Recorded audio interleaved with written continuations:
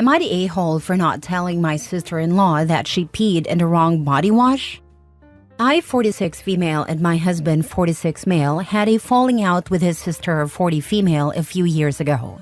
We had agreed to split the rent and bills during a tough time for both of us, and it imploded almost immediately. Due to 1, her refusal to respect communal furniture and spaces, and 2, her lying to us about the cost of bills to get us to pay a higher percentage than we agreed. My husband and I quickly moved out, and since she had never gotten around to adding us to the lease, she was stuck in the apartment until the lease ended.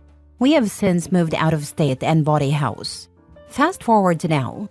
Sister-in-law called my husband to ask if she and her new boyfriend, 35 male, could stay with us on their way to a friend's wedding in our new state. She said she wanted to make amends and patch things up. I was skeptical, but I told my husband he could decide, and I would do my best to get along.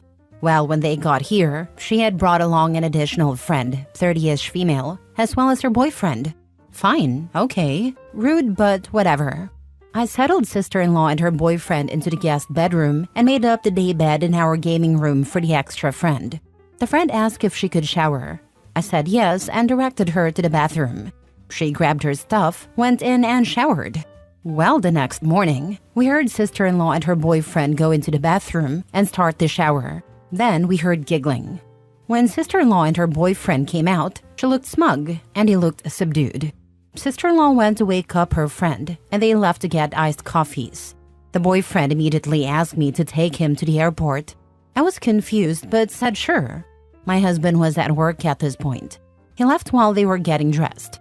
On the way to the airport, the boyfriend told me that he was done with sister-in-law, that she had peed in my body wash, shampoo, and conditioner while they were in the shower. Here's the kicker. I don't use body wash. I use soap that a friend of mine makes with goat's milk because I have sensitive skin. My husband uses it too. I also use bar shampoo and conditioner and a body balm bar, so none of the bottles in the shower were mine. They were all her extra friends. I had moved mine and my husband's stuff into our smaller bathroom to make room for the guests. I said, "Thank you for telling me," and left it at that. I dropped him off at the airport. When I got home, sister-in-law and her friend were piled up on my couch with coffee and breakfast, watching Netflix. I said good morning and logged into my computer to play Diablo 4 for a while. I said nothing. Neither sister-in-law nor her friend mentioned the missing boyfriend. Later that day, my husband texted me and asked if we'd all like to go to dinner at our favorite sushi place. I told him that the boyfriend had left and gone home, but that I would ask sister-in-law and her friend. When he asked me why the boyfriend left, I told him he should probably ask his sister. He said okay, and we all agreed to go out for sushi. I told sister-in-law and her friend that I was going to take a shower, and the diabolical light in my sister-in-law's eyes told me all I needed to know. When I walked past the main bathroom and into the bathroom that only had a shower stall, sister-in-law looked frozen. All the way through dinner, she was nervous. When her friend went to shower before bed, sister-in-law looked panicked, but she didn't say anything. "Oh, gross! Nasty!" Shrieks started coming from the bathroom minutes later. The friend came out wrapped in a towel, yelling that I was disgusting for pissing in her stuff, that sister-in-law was right about what a B-word I am, etc. My husband looked shocked. Sister-in-law started yelling at me, asking why I would do that. I calmly said that her boyfriend had told me that she had peed in my shower stuff, and that's why he was leaving. But since I didn't have any stuff in that shower, I wasn't worried about it. I told the extra friend to text sister-in-law's boyfriend if she didn't believe me. Well, he confirmed. Now my sister-in-law and the rest of my husband's family are saying I should have warned the extra friend. Am I the a-hole? Edit. This has blown up way more than I expected. I'd like to address some of the more common responses. 1. Sister-in-law has been enabled by her family her whole life. Everything she does is either blamed on someone else or excused because she's on mental disability. Everyone is expected to cuddle her and never confront her no matter what she says or does. My husband grew up in that environment, and I hate that for him. 2. Additional details. Her now ex-boyfriend disclosed to my husband later that he was not allowed to leave the guest room after their shower until he promised not to tell, and also promised that he would stay with her for the trip and wouldn't tell anyone they broke up until after the wedding. She took his keys away, thinking he wouldn't leave without them. As soon as she and her friend went to get coffee, he asked me to drop him off at the airport. 3. When the extra friend found out it was sister-in-law who peed in her stuff, she cried, asked to use my shower, and I gave her some spare hotel bottles of toiletries that were in the basket in the guest bathroom. Then she took her car, they had all ridden in the extra friend's car, and left. Sister-in-law faked a panic attack and said her chest hurt, so my husband took her to the ER and dropped her off. Then he called his family to tell them what happened and told them to come get her. They drove 8 hours to do it, and that's when the attacks on me started. Not a-hole. Well, she had a chance to tell the truth when you walked past the main bathroom, but she didn't. She also had a chance to tell her friend when she saw her about to get in the shower, but she chose not to. Not the a-hole. Of course sister-in-law is mad and getting family to gang up on you. Simply remind everyone that she asked to stay with them and said that she wanted to make amends. But then she purposely urinated in those bottles to get back at her brother's wife for something that sister-in-law caused. This would also work well under petty revenge sub. Make a big Facebook post about it. Do it out of concern for her failing mental health and ask why anyone would support this person and not get them a good shrink. I would absolutely love to do exactly that, but for my own peace of mind, I haven't had any of them on my Facebook in years. She fab food. What kind of stupid 40-year-old does stuff like that? Her family should be more concerned about their 40-year-old daughter being unhinged and mentally underdeveloped. She's fragile. Their entire family tiptoes around upsetting her and always has. Everyone is always expected to keep the peace and be the bigger person, so she does whatever she wants. Next story. Am I the a-hole for not wanting to take my dead brother's kids? Me, 31 male, live on my own in the city. My brother, 34 male, and I have always had a strained relationship. A little background is that my brother is a diagnosed narcissist, and growing up with him was extremely difficult. He had it out for me since I was born, and would bully me at any chance he got. We went to a K-12 private school, and he would try to make my life a living hell the entire time I went there. For example, when I was playing soccer, he would show up to my games and literally pants me in front of everyone. He would fart on my pillow, spread terrible rumors about me, and make sure that absolutely no one wanted to associate with me. It got so bad that in my sophomore year, my parents had to transfer me from the school that my family had been attending for generations to a different school 2 towns away. When he went to college, I went completely no contact with him, except for mandatory holidays and family gatherings, during which he would still go out of his way to humiliate me at any chance he got. He would say that I was a worthless man for not having children, that I would contribute nothing to society, and that my entire existence was unnecessary. Flash forward to the present day. My brother was married with 2 daughters, ages 6 and 3. Last week, he and his wife were involved in a fatal car accident that tragically took both of their lives. Obviously, this is a devastating situation, and I feel terrible that it happened. However, my brother and I had a terrible relationship, and based on how infrequently I saw him, he felt more like a stranger than family.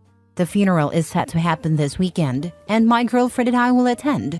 The problem is that my mom just called me with the most shocking and confusing news I've ever received. My brother and his wife had named me their kid's godfather and wanted me to be their legal guardian if anything ever happened to them. I was never made aware of this, nor agreed to it at all, and I do not want the kids. My girlfriend and I just moved into an apartment together and have discussed our mutual agreement about not wanting kids. We're just settling into living together and are not comfortable taking in the kids. I want to make this clear to my parents, but they are very upset, and I'm not sure how I should go about this. I'm facing a lot of pressure from my other relatives to take the kids, but it's non-negotiable for me. How do I tell them? And am I the a-hole for not wanting to take my dead brother's kids? Not the a-hole. You make it sound as if you never wanted kids, whether your brother's or your own. And that's perfectly fine. Tell your parents that the girls will be happier with a family that wants them. Godfather is just a title, especially if it hasn't been discussed beforehand, then it doesn't mean squat. Yes, he was blindsided by a decision his brother made without his consent. Taking on the responsibility of raising children is a massive life change, and it's completely reasonable to say no if it's not something he wants or is prepared for. Next story. Am I the a-hole for unsistering my sister after she said I missed monumental moments in her life? I, 32 female, am the oldest of 5 children. We all have the same father. One is a full-blooded brother, we share the same egg donor and father, and the other 3 are half-siblings. My middle brother has a different mom, and my 2 youngest siblings are from my stepmom. A little backstory. My real parents separated when I was about 2 to 3 years old after my egg donor was caught cheating in my dad's bed. My brother and I were sitting on the floor with a playpen turned over us, so we couldn't get out. I'm guessing that was my dad's last straw, especially since he was working multiple jobs to take care of us. Fast forward a few years, and my dad ended up with my stepmom, whom he has also known since high school, just like my egg donor. For years, my egg donor and my stepmom never liked each other, and this situation made it worse, to the point where my egg donor eventually abandoned my brother and me. Life went on, and my dad and stepmom had their first child together, my sister. Growing up, the hatred was real.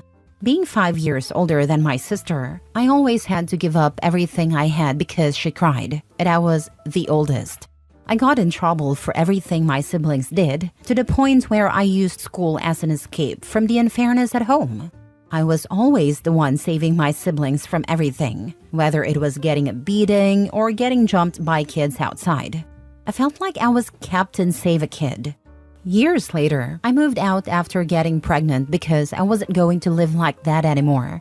I wouldn't let my sister manipulate my parents while I took the brunt of it. At the end of the day, I have my own child and mental health to look after. I moved over 1,000 miles away so my relatives couldn't use me as their fallback anymore. It was mentally draining. Little did I know, my sister took my leaving the hardest. Apparently, she became so used to calling me for help, even as a grown woman, that she doesn't know how to take care of things or take responsibility for her own messes. My stepmom called me, asking me to have a conversation with her and suggested creating a group chat for the 3 of us where she could mediate. I reluctantly agreed just so I could say my piece, but honestly, I didn't care much. In a nutshell, my sister called me a shitastic sister. She said I was never there for her and that I missed all types of monumental moments in her life. Reading this as a grown woman, I got upset because everything she was upset with me about were things her mom, my stepmom, did, not me. I didn't respond right away. Instead, I texted my dad separately to ask if he knew what was going on. He said he was aware but was staying out of it. I said okay and went back to the group chat, keeping my response short and sweet. My response was, "You are upset with me for things that have nothing to do with me. You need to direct your anger in the proper direction. Since you feel that way, we no longer need to speak. I no longer have a sister." After my response, I blocked my sister. But immediately, I got a text from my stepmom thanking me for being respectful. I didn't respond because I was still very upset and wanted to blow the lid off the house by exposing the grim reality of our upbringing instead of the rainbows and butterflies picture she's been painting.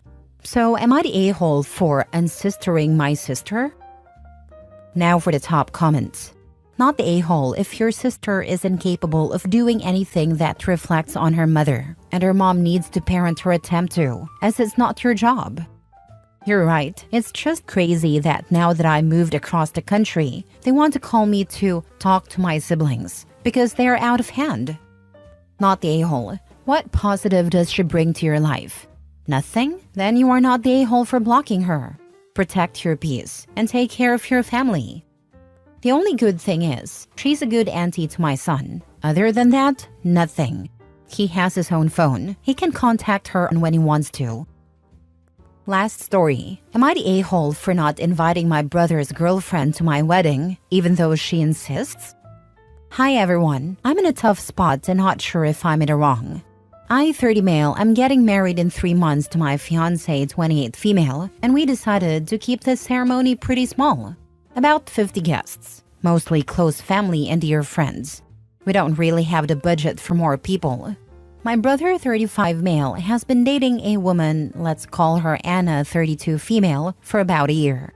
They're not married and don't live together yet, but they're clearly serious. However, Anna has been a problem since the beginning. In the few instances we've interacted, she's made snide comments about my fiancé and our wedding choices. For example, she criticized the fact that we're having a child-free wedding. She said our menu sounds too basic. We chose traditional Italian food, nothing fancy.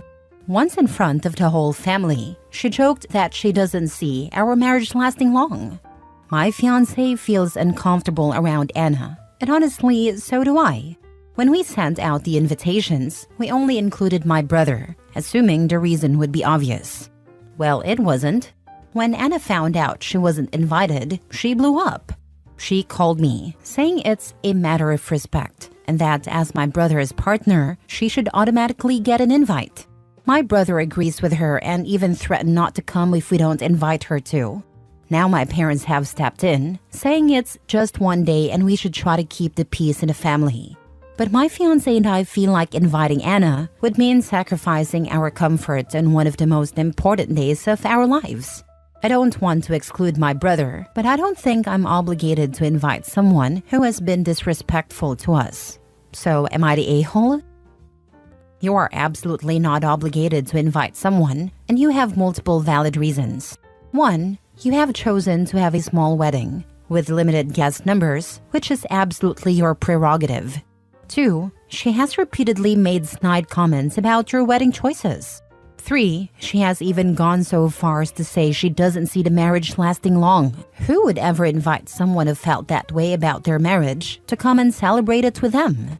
4. Keeping the family peace should be said more often to the problem person, not the victims of the crappy behavior. Why aren't your parents encouraging your brother to keep the peace by accepting your choices for your own wedding? He also needs to understand that his girlfriend's own crappy behavior is the reason she's not invited. At the end of the day, I stand my ground. He can either attend or not, and likewise for your parents. You've summed up my feelings better than I could have myself. I completely agree that keeping the peace should be directed at the person causing the conflict, not the people dealing with it. My parents seem to think that keeping my brother happy is the easiest way to avoid drama. But that just leaves my fiancé and me to carry the burden. It's frustrating because we've done nothing to provoke Anna. Her behavior is the root issue here. As much as I want my brother there, I feel like inviting someone who openly disrespects us would set a bad precedent for the future. It's not just about the wedding day, it's about standing up for what's right. If that costs me some family goodwill, I guess that's a trade I'm willing to make.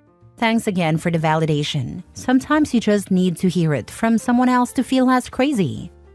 Just tell him she doesn't support your marriage. And since this day is literally about you getting married, why would she want to come? Also, the wedding is child-free, so she couldn't come anyway. Ask your parents why he can't keep the peace in the family for just one day. Looks like they've revealed who the golden child is. Actually, my parents are very protective of me, but sometimes it seems like this makes them feel guilty about my brother, so they become extra sensitive about issues between us. Don't know if this makes sense.